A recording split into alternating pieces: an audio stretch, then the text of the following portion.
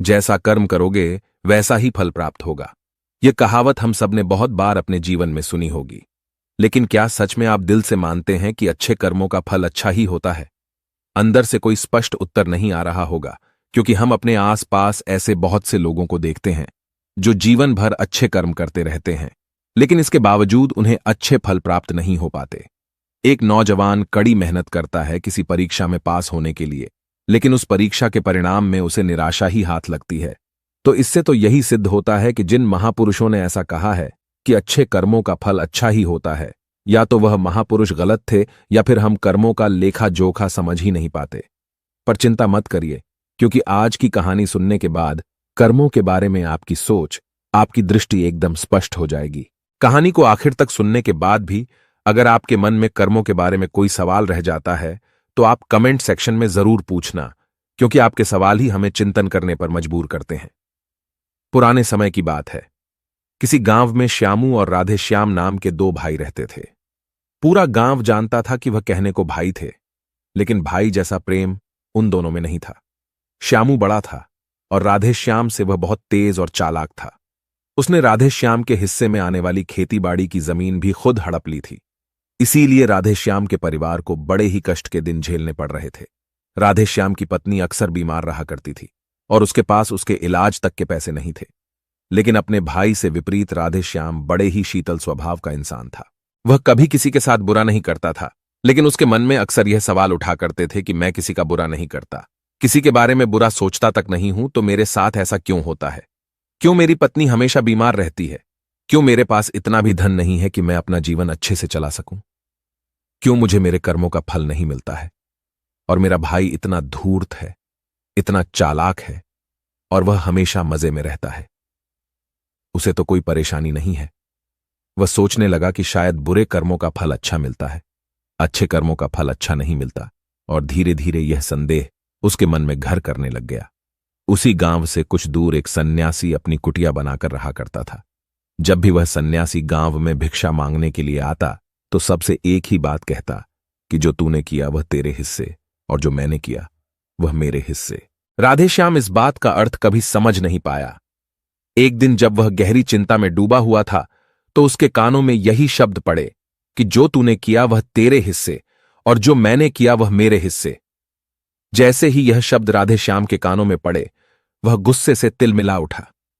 उसने गुस्से में उस सन्यासी से कहा कि महात्मन, आप हमेशा एक ही बात का रट लगाते रहते हैं जिसका कोई मतलब नहीं है। अगर आपकी बात सत्य होती तो मैं जीवन में अच्छे कर्म करते आया हूं, तो मेरे हिस्से में तो अच्छे ही कर्म होने चाहिए थे, अच्छा ही फल प्राप्त होना चाहिए था, लेकिन मुझे कुछ भी अच्छा फल प्राप्त नहीं हुआ। मेरी पत्नी हमेशा बीमार रहती है, खाने तक के पैसे नहीं होते हमारे पास। सन्यासी ने बड़े ही शांत स्वर में कहा कि ऐसा प्रतीत होता है भंते की परिस्थितियों से तुम हार मान चुके हो। कठिन परिस्थितियों ने तुम्हारी सोच पर गहरा असर डाला है। बुरे समय ने तुम्हारी सोच भी बदल कर रख दी है। तुम्हें काम करना, आज संध्या समय कुछ फल लेकर मेरे आश्रम में आना, फिर मैं तुम्हारे सारे सवालों के जवाब दूंगा। और ये कहकर वो सन्यासी अपना भिक्षा पात्र लेकर अगले घर की तरफ निकल जाता है। संध्या समय राधेश्याम ने कुछ फल खरीदे और गांव से दूर उस सन्यासी की कुटिया की तरफ निकल पड़ा। जैसे जैसे वह रास्ते पर आगे बढ़ रहा था, उसे अथाह शांति का अनुभव हो रहा था। क्योंकि रास्ता गांव से दूर था, इसीलिए उसमें कोई हलचल नहीं थी।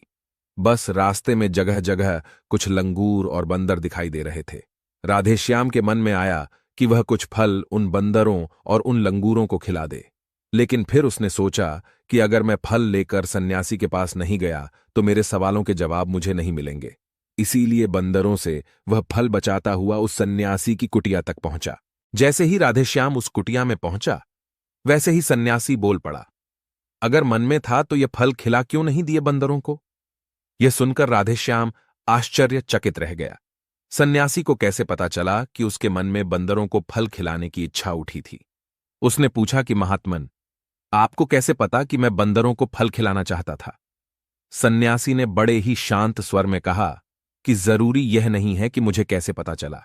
हम तो सन्यासी हैं, सबके मन की बात पढ़ लेते हैं। जरूरी यह बात समझना है कि जिस तरह एक बछड़ा हजारों गायों के बीच अपनी मां को ढूंढ लेता है, उसी प्रकार कर्म अपने कर्ता को ढूंढ ही लेता है। यह कर्म मेरे हाथों ही होना लिखा था। और यह कहकर सन्यासी ने उसके हाथ से फल लिए और बंदरों को खिलाना शुरू कर दिए। राधेश्याम इस बात का मतलब समझ नहीं पाया। इसीलिए उसने उस सन्यासी से सवाल किया कि महात्मन, मैं आपकी बात का आशय समझ नहीं पाया। कृपया करके मुझ अज्ञानी को इसका मतलब समझाने की अनुकंपा करें। सन्यासी ने बड़े शांत स्वर में कहना शुरू किया कि भंते, मनुष्य को हमेशा यही लगता है कि वही करने वाला है, वही करता है और वही कर्म करेगा। लेकिन समझने की बात यह होती है कि कर्म आपका खुद चुनाव करता है, आप कर्म का चुनाव नहीं करते। अगर आप किसी कर्म को करने के योग्य हैं तो हजारों लोगों के बीच में से कर्म आपको अपने आप ढूंढकर निकाल लेगा। इसीलिए योग्य बनने पर ध्यान दो, कर्म करने पर ध्यान मत दो। अगर तुम सिर्फ कर्म करने पर ध्यान दोगे तो कभी योग्य नहीं बन पाओगे। योग्य बनने के लिए जिन कर्मों की आवश्यकता होती है, पहले उन छोटे छोटे कर्मों को करना शुरू करो, और जब तुम योग्य बन जाओगे तो बड़ा कर्म, या कहें कि मुख्य कर्म, या फिर जिस कर्म के लिए तुम बने हुए हो, वह कर्म तुम्हारे पास खुद चलकर आएगा। उदाहरण के लिए तुम इन बंदरों को देखो। इन बंदरों ने छोटे छोटे कर्म करके पेड़ों पर चढ़ना सीखा, गुलाटियां लगाना सीखा, और इसी प्रकार छोटे छोटे कर्म करते हुए ये मुझ तक पहुंच गए। और मुझ तक पहुंचने के बाद इनके पास इनका खाना खुद ही पहुंच गया। इसीलिए अपनी रोजमर्रा की जिंदगी में छोटे छोटे कर्म करते हुए अपने आप को योग्य बनाते जाओ, और जब तुम योग्य बन जाओगे तो अपने आप बड़ा लक्ष्य तुम्हें प्राप्त हो जाएगा। सन्यासी ने अगला कथन कहना शुरू किया, जो कि बहुत ही जरूरी था। ध्यान लगाकर सुनना। अगर तुम योग्य बनने के लिए कर्म नहीं करोगे तो दूसरे लोगों के कर्म भी तुम्हें प्रभावित करने लगेंगे। उदाहरण के लिए तुम्हारी पत्नी कई दिनों से बीमार है। तुम अक्सर यही सोचते हो कि मुझे किन कर्मों की सजा मिल रही है, लेकिन समझने की बात यह होती है कि तुम्हारी पत्नी बीमार अपने कर्मों की वजह से है, तुम्हारे कर्मों की वजह से नहीं है। तुम्हारे कर्म तो अच्छे हैं, लेकिन क्या पता तुम्हारी पत्नी के कर्म अतीत में अच्छे न रहे हों, जिसकी वजह से वह बीमार हो गई हो, और तुम्हारी पत्नी के कर्मों की वजह से तुम्हें भी दुख झेलना पड़ रहा है। और इसी प्रकार बहुत से मनुष्य अपने बच्चों की वजह से, अपने परिवार की वजह से, इन सब की वजह से खुद दुख झेल रहे होते हैं। लेकिन जरा सोचो, अगर तुम योग्य होते तो तुम अपनी पत्नी का खुद इलाज करवा पाते, उसकी बीमारी दूर करवा पाते, और क्या पता, अगर तुम योग्य होते तो तुम्हारा किसी दूसरी स्त्री के साथ विवाह हुआ होता जो स्वस्थ होती। लेकिन तुम योग्य नहीं थे, इसीलिए तुम अपनी पत्नी की वजह से खुद दुख झेल रहे हो। अगर तुम योग्य बन जाओगे तो दूसरे लोगों के कर्म तुम्हें प्रभावित नहीं कर पाएंगे। सन्यासी ने राधेश्याम को चेतावनी देते हुए कहा कि याद रखना राधेश्याम, आपको वह नहीं मिलता जो आप चाहते हो, बल्कि वह मिलता है जिसके आप योग्य हो।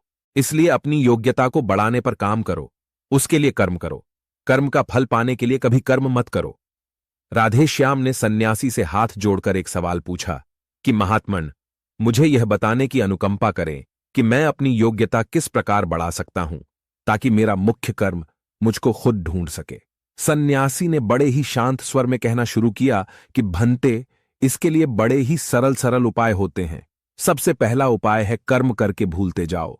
तुम जो भी कर्म कर रहे हो, अपने योग्य बनने के लिए उस कर्म को करने के बाद भूल जाओ। ये मत सोचो कि उससे तुम्हें क्या प्राप्त हुआ। इसीलिए कहा जाता है कि कर्म करो, फल की चिंता मत करो। अगर तुम फल की चिंता करोगे तो वास्तविकता में तुम कर्म कर ही नहीं रहे होगे।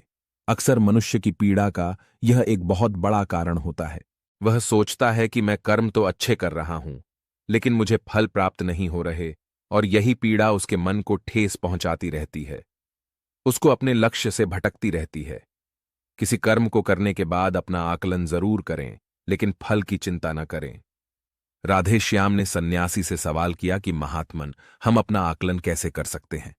सन्यासी ने उत्तर दिया कि भंते, जब भी तुम कोई काम पूरा करते हो तो काम पूरा करने के बाद खुद से यह सवाल पूछो कि क्या इस काम को करते समय तुम्हारा ध्यान इसी काम पर टिका हुआ था, या तुम्हारा ध्यान कहीं और भटक रहा था।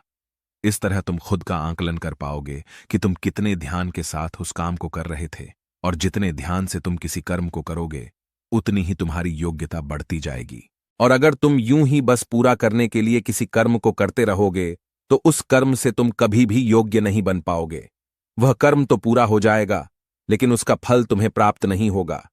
इसीलिए अपना आकलन इस प्रकार करो कि तुम्हारा ध्यान वहां पर टिका हुआ था या नहीं था, या तुम्हारे विचार तुम्हें कहीं भटका ले गए थे। और कोशिश करो कि तुम्हारे विचार अगली बार जब तुम कर्म करो तो उसी कर्म पर टिके रहें, इधर उधर दूसरी बातों में भटके ना।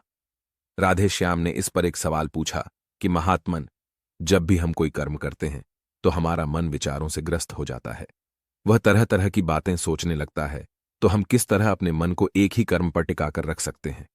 इसके लिए कोई उपाय बताएं। सन्यासी ने इसका उत्तर देते हुए कहना शुरू किया कि भंते, जब भी तुम किसी कर्म को करते समय अपना पूरा भाव उसमें डाल देते हो तो तुम्हारे विचार उसी कर्म पर केंद्रित रह सकते हैं। पूरी निष्ठा, प्रेम और सद्भाव के साथ किया गया कर्म तुम्हारे विचारों को इधर उधर नहीं भटकने देता। विचार तभी तुम्हें दूसरी दिशाओं में बहाकर ले जाते हैं जब तुम उस कर्म को पूरी निष्ठा के साथ नहीं करते, उसमें पूरा प्रेम नहीं डालते, उसमें पूरा भाव नहीं दिखाते। जब ये तीनों चीजें तुम उस कर्म में डाल देते हो तो स्वाभाविक रूप से तुम पूरी तरह उस कर्म में सम्मिलित हो जाते हो और तुम्हारा मन और मस्तिष्क एक ही जगह पर टिका रहता है। सन्यासी ने अपनी बात खत्म करते हुए कहा कि अगर कोई इंसान, कोई मनुष्य इन उपायों का सही तरीके से इस्तेमाल करता है, उनका पालन करता है, तो वह किसी भी कर्म के लिए अपने आप को योग्य बना सकता है, और एक बार अगर वह योग्य बन जाता है तो उसी बछड़े की भांति उसका कर्म उसे अपने आप ढूंढ लेता है। राधे श्याम को कुछ फलों के बदले जीवन भर का ज्ञान मिल चुका था। उसे स्पष्टता मिल चुकी थी। उसके सारे मन के सवाल खत्म हो चुके थे। उसने सन्यासी को प्रणाम किया और वहां से अपने घर के लिए निकल पड़ा। रात हो चुकी थी और रास्ते पर अंधेरा छाया हुआ था। वह इन बातों के बारे में विचार करता हुआ अपने घर की तरफ निकल पड़ता है। दोस्तों, आपने आज के इस वीडियो से क्या सीखा वह मुझे आप कमेंट में बता सकते हैं। इसी के साथ में उम्मीद है कि आपको आज की वीडियो पसंद आई होगी, तो इस वीडियो को उस इंसान को शेयर करें जिससे यह कहानी सुनने की जरूरत है, और उसी के ठीक बाद चैनल को सब्सक्राइब करें। तो चलिए फिर मिलते हैं ऐसी एक और नई वीडियो में एक नए मैसेज के साथ। तब तक के लिए अपना ख्याल रखें। धन्यवाद और नमो बुद्धाय।